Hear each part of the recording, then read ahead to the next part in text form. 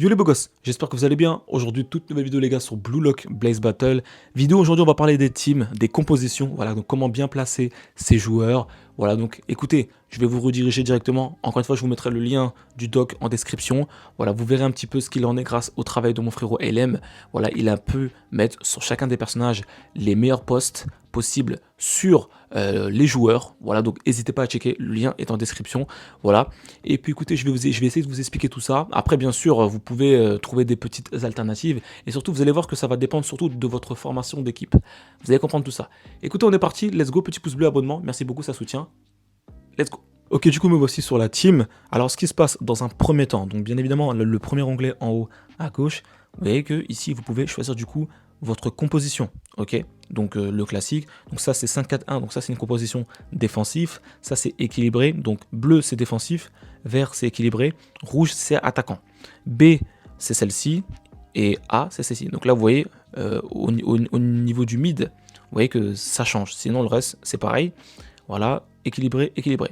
Alors ça, je ne veux pas vous dire quelle compo est la meilleure, en fait, ça va dépendre de vos personnages, mais on va prendre le cas de, comme si vous avez la majorité des personnages que je dispose, celle-là, pour moi, reste la plus équilibrée, la 3-5-2A.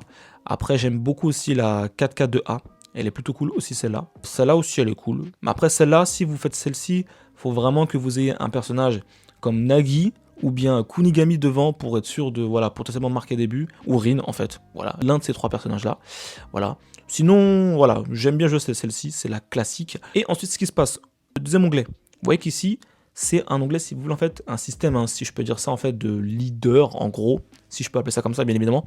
C'est-à-dire qu'en fait, tu vas pouvoir mettre un leader, et en fait, ce leader-là va booster toute ton équipe, en fait. Donc, par exemple, celui de Rin, lorsque Rin, justement, va faire une passe, donc enfin peu importe, hein, du coup à n'importe quel joueur, lorsque lui va faire une passe, ça va tout simplement booster toutes les capacités de l'équipe.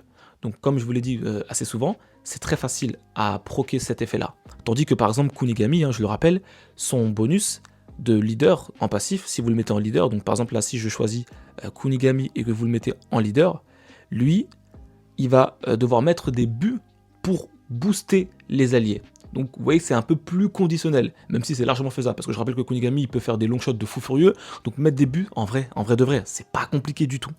Mais vous voyez, pour que ça soit encore beaucoup plus simple, et vous verrez même dans les compositions, je vais vous montrer un petit peu les compositions des joueurs japonais, vous allez voir que Rin est partout, et Rin a clairement le meilleur lead.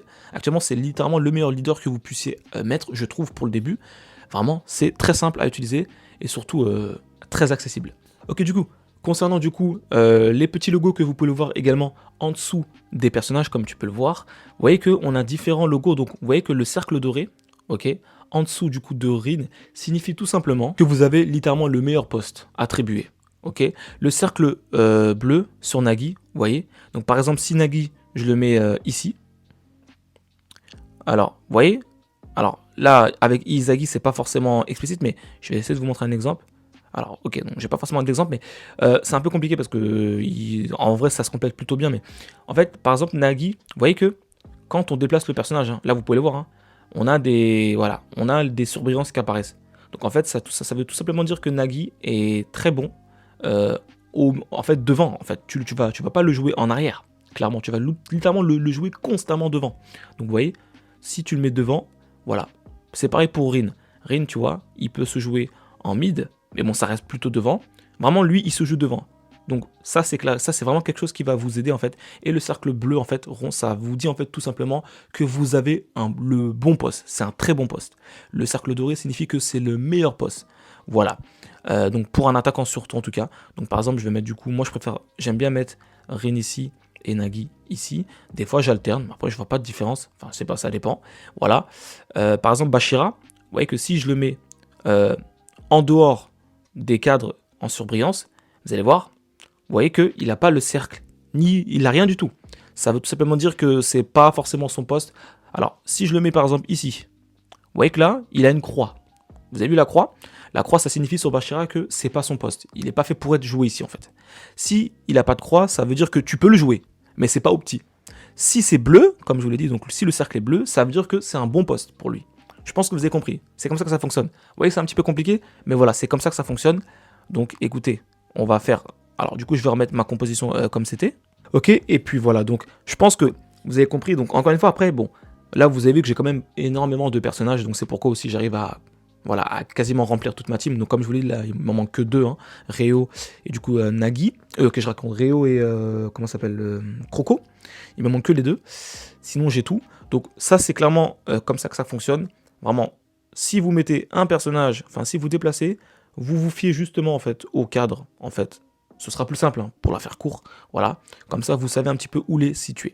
Voilà, donc tu vois, par exemple, lui, si je le mets ici, vous voyez que qu'il se joue bien sur le côté droit ou gauche, mais lui, en fait, si tu veux, hein, il a un passif, je crois, c'est sur son deuxième passif, que je vais d'ailleurs pouvoir débloquer prochainement.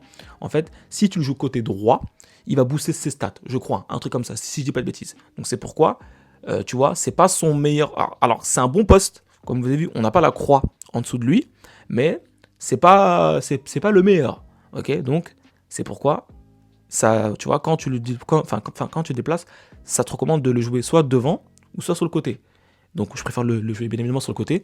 En plus c'est un perso qui est là pour sprinter, un peu comme Shigiri. Et Shigiri, vous voyez qu'on peut le jouer pareil, sur les côtés, partout, droite, gauche ou devant. Trop fort. Donc Shigiri, je le mets sur le côté.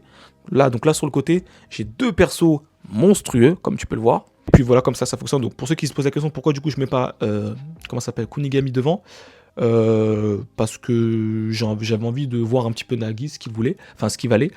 Et c'est plutôt cool en vrai de vrai. Surtout avec Nico, parce que Nico en fait fait longue passe aérien ou des centres si vous voulez.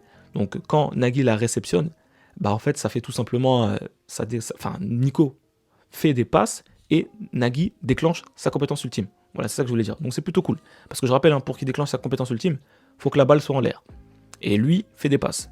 Et Réo aussi, Réo. Mais vu que j'ai pas Réo, bah Nico fait le taf en attendant. Voilà. Ok, du coup, me voici du coup sur le doc, du coup de mon frérot LM qui a pu le faire. Donc encore une fois, je vous mettrai le lien en description, donc n'hésitez pas. Donc là, dans les positions et stats, comme tu peux voir, il a fait un taf de fou furieux. Donc là, vous avez les statistiques, tout ça, comme tu peux le voir. Les postes possibles. Voilà, donc Nagui, c'est vraiment un buteur. Hein, donc c'est pourquoi vraiment, lui, il faut le jouer devant. Donc sinon, ça sert à rien de le jouer derrière, comme tu as pu le voir. Donc c'est pourquoi, lui, tu le joues devant. Comme tu peux voir, Rin, son meilleur poste, c'est buteur et milieu offensif. Comme c'est le cas, comme je vous ai montré justement avec ma team. Kunigami, pareil, hein, buteur, milieu central, milieu défensif. Donc moi, il est actuellement milieu défensif, je crois. Voilà, donc c'est plutôt cool. Donc voilà. Shigiri, il est actuellement en milieu gauche, je crois. Il est milieu gauche, mon Shigiri. Donc vous avez vu, donc c'est son poste en fait. Enfin bref, vous avez compris. Il a vraiment fait un taf de fou. Donc franchement, n'hésitez pas à aller checker ça en espérant que cela vous plaît. En tout cas, j'espère que cette vidéo vous aura plu. Voilà, merci de l'avoir suivi jusqu'au bout, vous êtes des goats. Si vous avez des questions, etc., lien du Discord en description, vous êtes des goats. Voilà, n'hésitez pas à passer, ça serait plaisir de vous aider. Et puis comme d'habitude, on se dit à très vite les gars pour la suite. Ciao, ciao.